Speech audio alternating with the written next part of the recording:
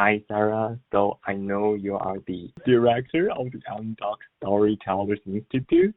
So could you tell us about what is Underdog Storytellers Institute and what does it do? Sure. So the Storytellers Institute is kind of the summer program of MDocs, and what it is again committed to the documentary arts in a range of mediums. So, that encompasses, again, anything sculpture to writing to video to performance, as long as the work is rooted in nonfiction.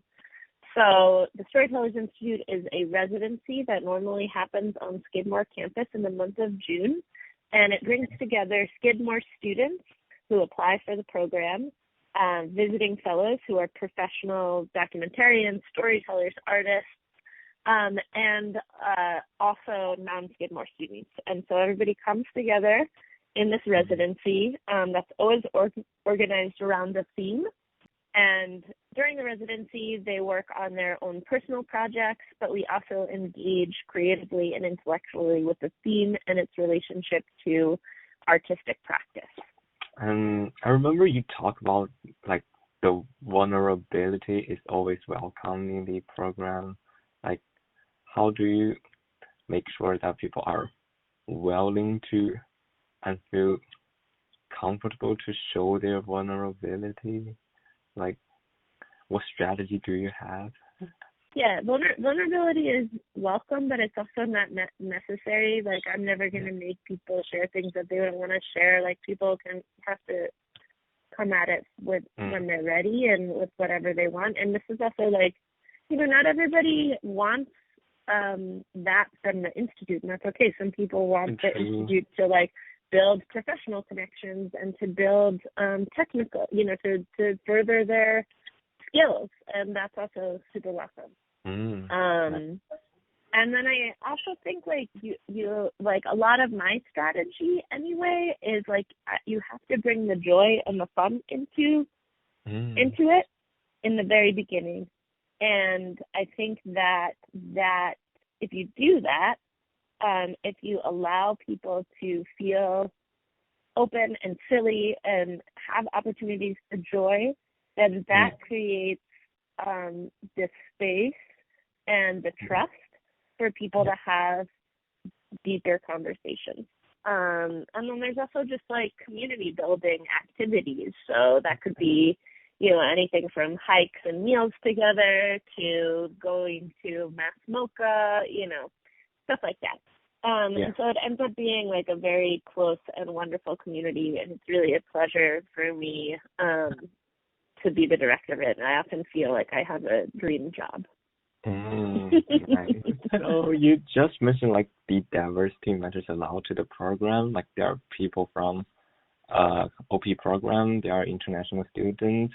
So like in what ways does the program bring like everyone together and make them feel like they are not left out? Like how do you guys form this sense of community? That's a really good question. And I think it's still something that everybody needs to think about more. And I'm sure it's something that we could improve on, but it is definitely a priority for us. The outreach is extremely, extremely important because we want to make sure that the call is seen by as broad and as diverse a group of people as possible, and trying to reach marginalized communities because we also believe that part of the diversity of our country and the world relies on these kinds of opportunities being seen by populations who may not have had access to them in the past. And again, like this is a work in progress. I'm not saying that we've figured it out, but I never want people to feel like they're being tokenized. I never want people to feel like they're the only one. Yeah. And I think that can often happen in these spaces. I think honestly that's kind of the most important thing. And then, it's also a lot of my job is facilitating. This is a very diverse community, diverse in age, diverse in background, diverse in medium. And so a lot of my job is like creating the conditions for people to feel brave and safe and open and to communicate well with each other.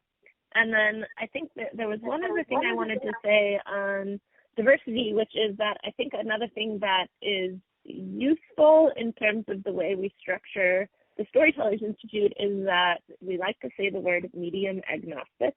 And there's like oftentimes when you're in a space that's like only filmmakers or only painters, there's going to be a lot of ego that gets brought in. And that ego is just like, it's not part of our space because the mediums people are working in represent such a wide range.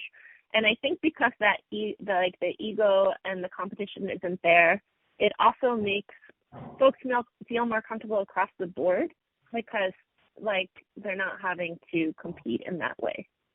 Like, do you know, like, it's only a personal question, so like, do you know if like the people who attend the program still connect with each other like after they left? Yes, it is.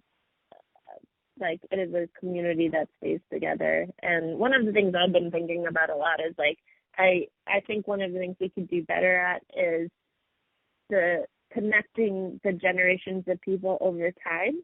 So, like, I really want the folks who were fellows in 2014 to know the folks who were fellows last year. And, I've been thinking a lot about how to make those connections happen. And I think that's it for the interview. Thank you so much, Sarah. Thank you so much, Darren. This was really fun.